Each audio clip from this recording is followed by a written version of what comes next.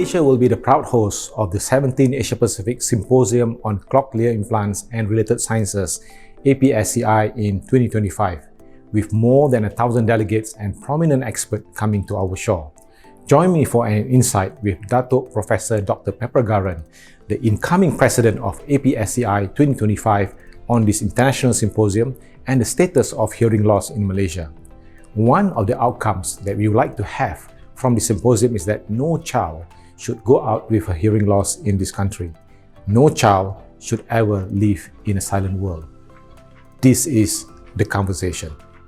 Dato, good to see you, and congratulations for winning the Cochlear Implant and Related Sciences Conference 2025.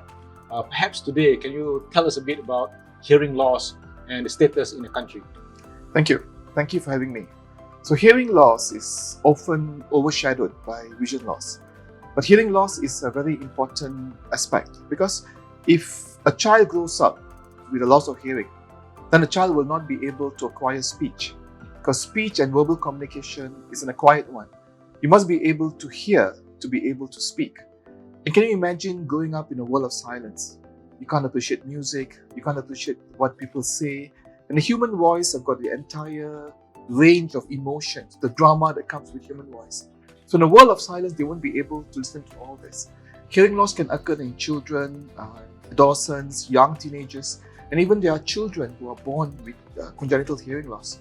So basically how we hear is, this is the pinna. The air, the sound is collected by the ear pinna, and it goes through the ear canal, causes the eardrum to vibrate, causes the ossicles to vibrate, and this amplifies the movement and then stimulates the cochlea. So the causes of hearing loss is either congenital, that means they are born with the hearing loss in babies, for example. And most of the time, we don't know the actual cause. It can also be infection, they get jaundice when they're very young, or their mother had toxoplasmosis or some rubella, congenital rubella. And the other causes are acquired ones, like a wax, failure of development of the ear canal, an infection causing a hole in the eardrum, or any damage to the ossicles. So these are usually from the external ear, the middle ear.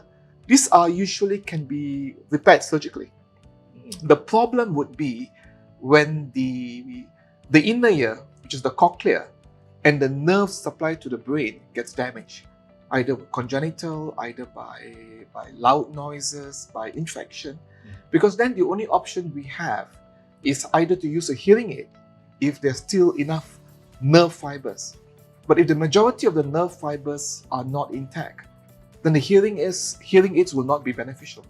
Then the only option we have is the cochlear implant. So cochlear implant is like a bionic ear. Yeah, okay. So we implant the electrode straight into the cochlea. Therefore, the sound now is picked up by the device. It's changed into an electrical stimulation into the cochlea directly, and that stimulates the brain directly. So that's how the cochlear implant functions. Maybe if you can tell us a bit about your journey with the National Society and how you are keen to lure the International Association to bring the conference to Malaysia. Well, thank you very much. There is the APSCI, or the Asia Pacific Cochlear Implant Symposium on Cochlear Implant and Related Sciences, is among one of the biggest meetings in the world. So it's a gathering of all the surgeons, the audiologists, the speech therapists who specialize in cochlear implant. And cochlear implant and other implants are a very high tech, a very high technology driven field. So it improves leaps and bounds every few years. So we were very fortunate, and with the support of MyCEB and yourself, we bid to host APSCI last year, and we were successful.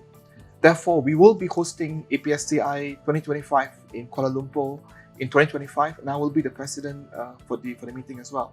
And this is a recognition, an international recognition and endorsement of what Malaysia is.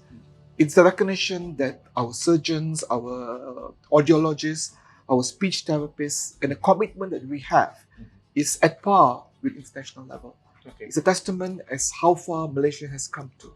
Can you take us through what it means for the National Association to win this international conference, and also what it could bring to the local community, especially those who are affected with hearing aid loss?